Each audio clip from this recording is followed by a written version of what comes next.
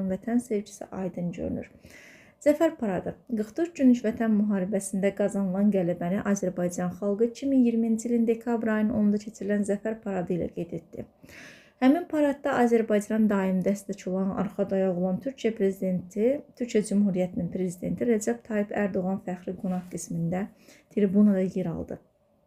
O, Azərbaycanın tarixi zəfərini təbrik etmək üçün Azərbaycan xalqının dillər əzbəri olmuş nəğmələrini, bayatlarını dilə gətirdi. Qarabağ şikəstəsinin adını çəkdi.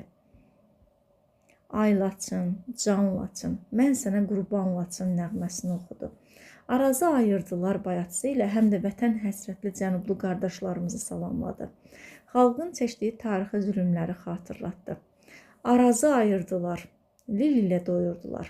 Mən səndən ayrılmazdım, zülm ilə ayırdılar. Məşhur şairimiz Bəxtiyar Vahabzadənin şeirini səsləndirməkdə Qarabağın əzəldən Azərbaycan torpaqları olduğunu bəyan etdi. Hardan sənin oldu bizim Qarabağ? Adı sahibini demirmi aşkar? Xoşluqla verməzlər torpağı ancaq qanla mühürləyib zorla alarlar.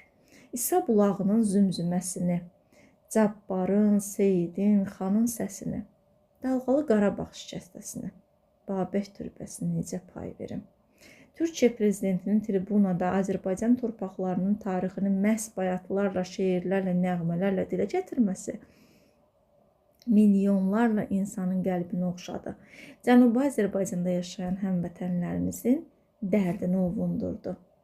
Belə əziz dostlar, videomuzu bütöv formada YouTube-da izləyə bilərsiniz.